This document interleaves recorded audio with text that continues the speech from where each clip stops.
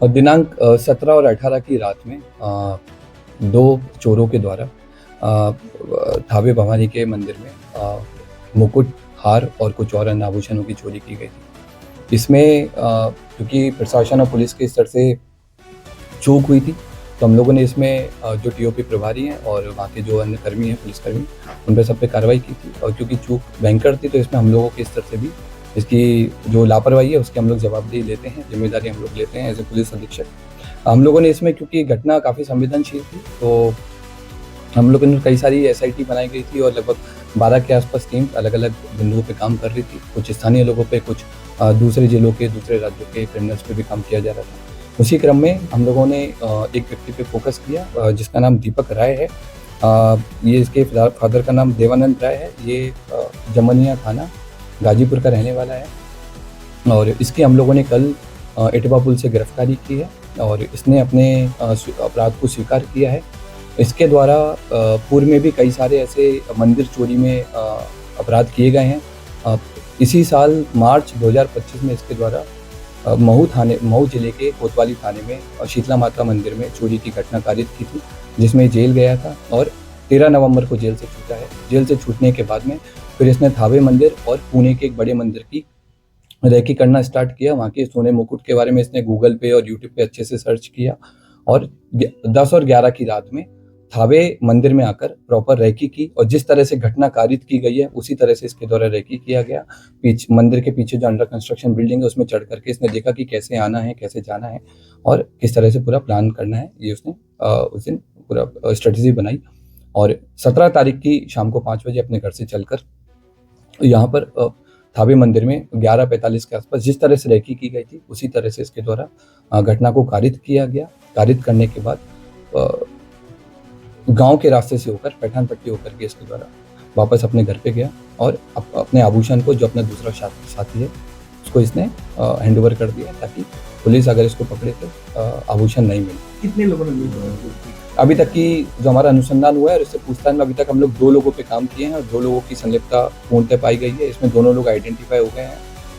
एक व्यक्ति दीपक राय की गिरफ्तारी हुई है। उसके पास से हमको घटना में जो उस दिन घटना हुई थी उस वाला कटर हमने बरामद किया है, जो कपड़े पहने हुए थे वो बरामद किए हैं।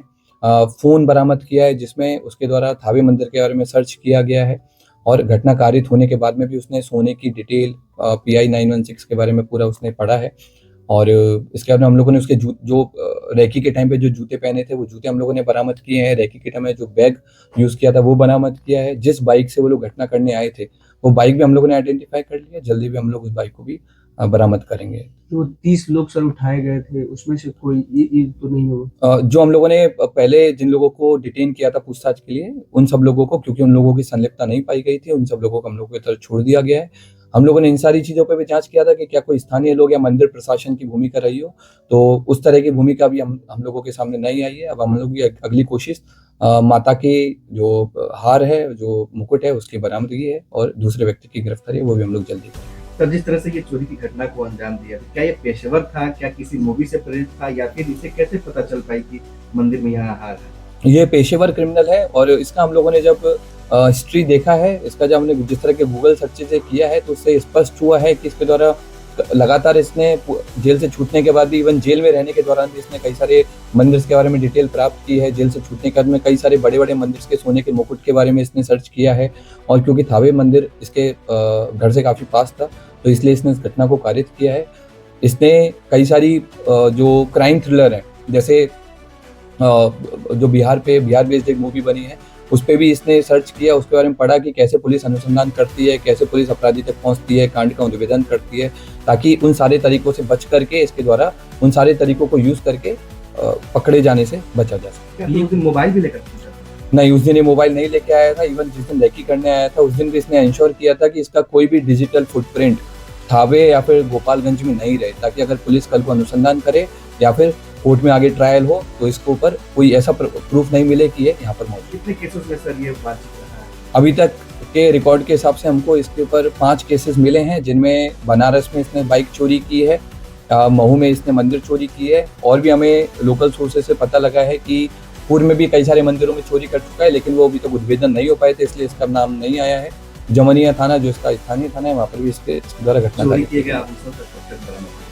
हम लोगों की जो टीम्स हैं अलग अलग जगह पर रेकी कर रही है आभूषण को लेकर के, और अनुमंडल पुलिस पदाधिकारी सदर के नेतृत्व में टीम और कई सारे इंस्पेक्टर्स के साथ मिलकर के टीम कैंप की हुई है जिले के बाहर, और हम लोग की पूरी कोशिश है कि जितना जल्दी हो सके हम लोग आभूषण की बरामद करें। क्या ये कोई संगठित गिरोह काम करता है या फिर ऐसे ही अपने से खुद ही? ये खुद अपने आप में एक संगठित गिरोह चलाता है, अलग अलग घटना के लिए अलग अलग लोगों को कन्विंस करता है जिनको पैसे की जरूरत रहती है और घटना को कारित करवाता है।